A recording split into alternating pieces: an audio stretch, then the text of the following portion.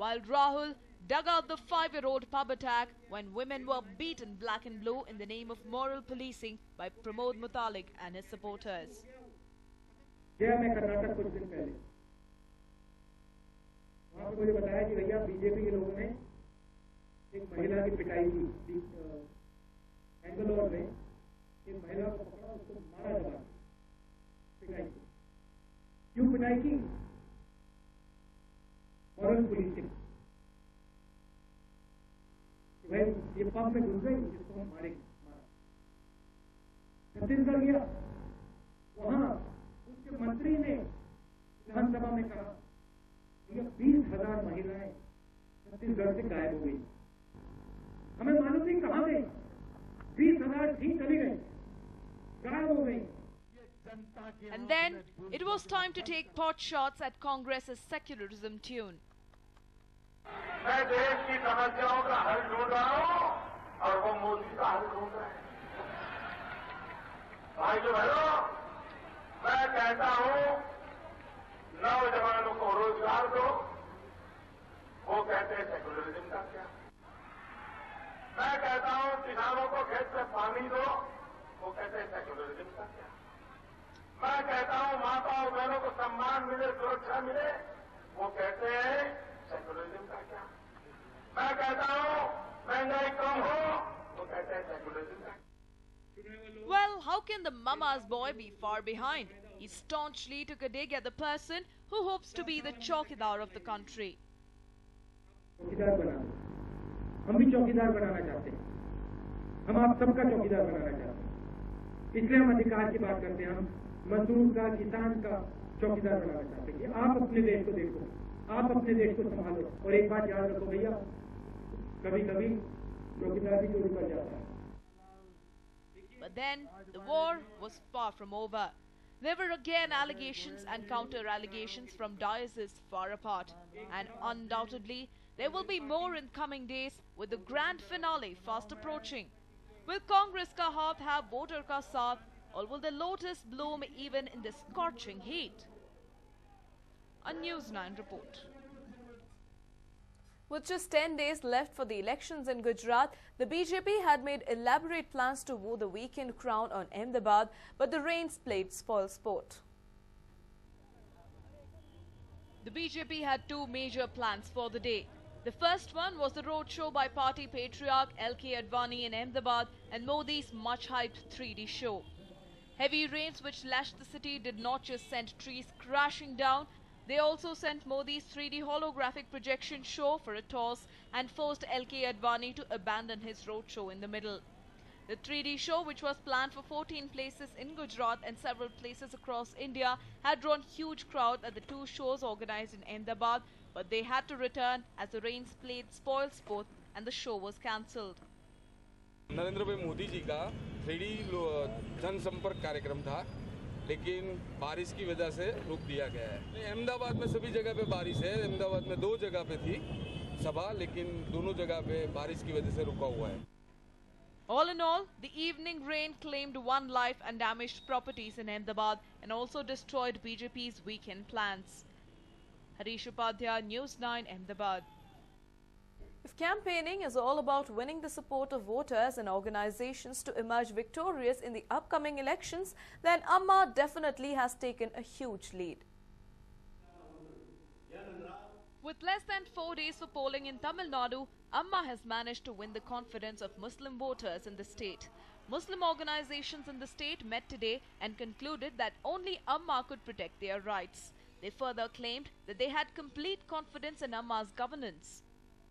All Muslim political parties and organizations supports AIADMK in these parliament elections because of Chief Minister Jayalalitha promised in many public meetings after the parliament election he will give the quota reservation for Muslims and he will increase the quota for Muslims. Against this demand, we Muslims totally in Tamil Nadu supports AIADMK in this 2014 parliament election.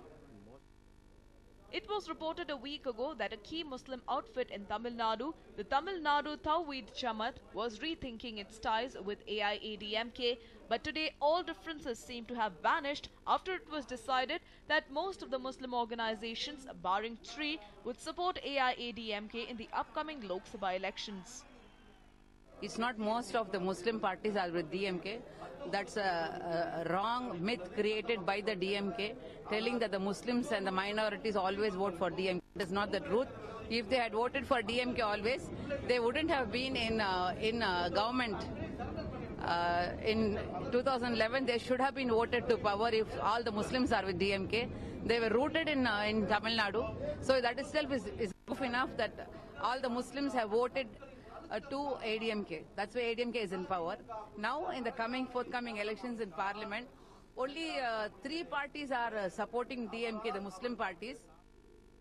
While the remaining 3 Muslim parties have sidelined the issue, saying that they anticipated the move, the 8 major Muslim parties have expressed complete faith in Amma.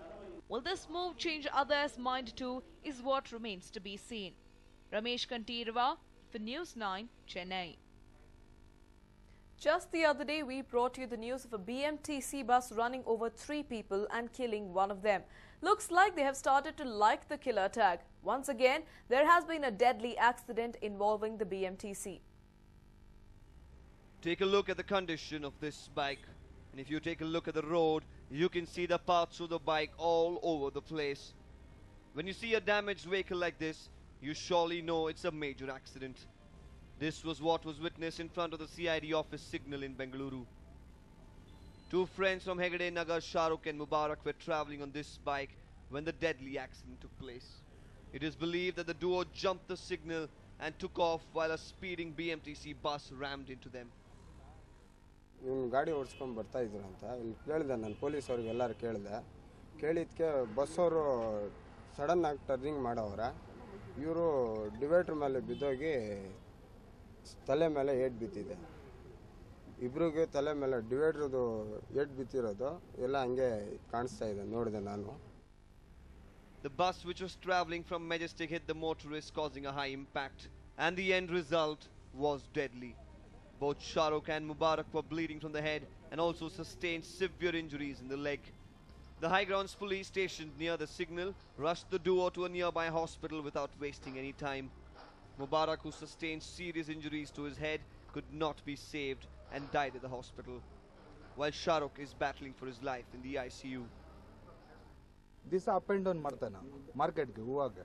ಇವತ್ತೇನೋ ಒಂದು order ಇತ್ತಂತ ಅವನು ಆಟೋಲ್ಲಿ ಹೋಗೋದು ಯಾವತ್ತು, ಇವತ್ತು ಗಾಡಿ ತೊಗೊಂಡು ಹೋಗಿದ್ದಾನೆ.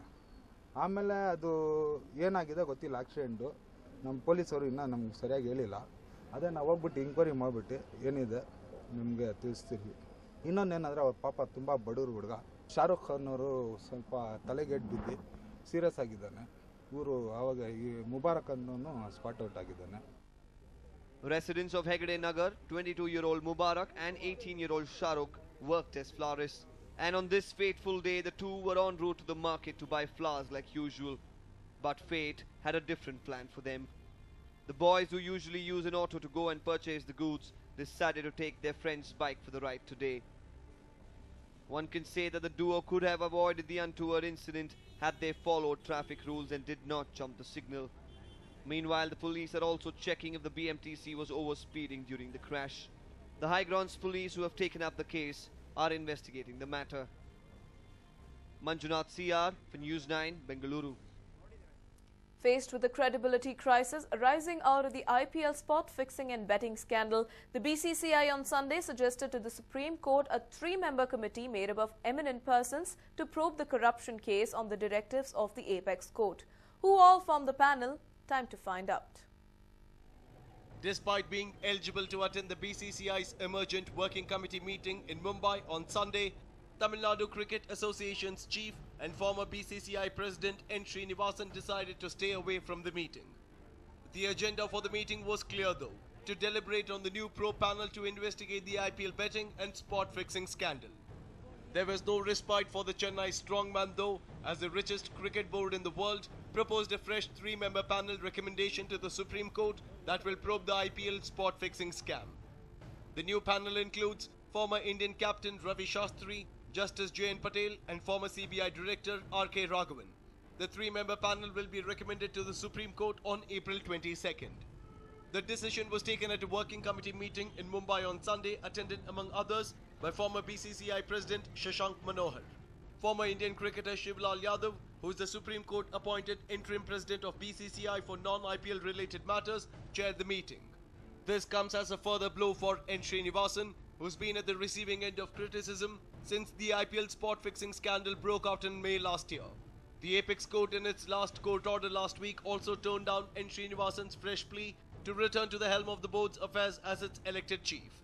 The court made it clear that Srinivasan cannot return as BCCI president till he comes out clean in the probe conducted against him and 12 others that also includes capped Indian players. A recommendation of a fresh probe against Srinivasan was also recommended by the court in the light of some serious allegations made in Justice Mukul Mudgal report. A bench of Justices A.K. Patnaik and F.M. Ibrahim Khalifullah had expressed reservations that if Srinivasan remains as the BCCI president, there is very little chance of an unbiased probe. The emergent meeting was convened following demand from some state units affiliated to the board after the Supreme Court's hearing. A section of the BCCI members demanded a fresh probe into the spot fixing scandal against N. Srinivasan and his son-in-law Gurunath Meyyappan. Will the Apex Court approve the names of the fresh panel provided by the BCCI on Tuesday is what remains to be seen. Sports Bureau, News9. Train engineers really don't like it when you get too close to a moving train, especially when it's for a silly photo op. 22-year-old Chad Frank from Regina Sask learned this the hard way when he tried to take a selfie in front of one in Peru. He posted video evidence to YouTube this week showing the consequences. Wow, that guy kicked me in the head. I think I got that on film.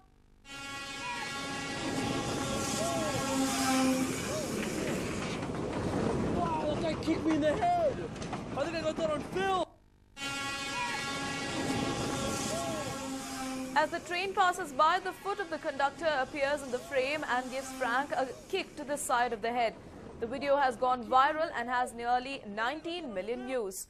Comments on the video page seem to focus on Frank being dumb and stupid for attempting to take the photo so close to the train.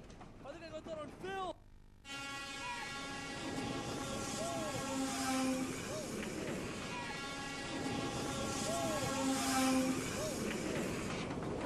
Wow, that guy kicked me in the head. I think I got that on film.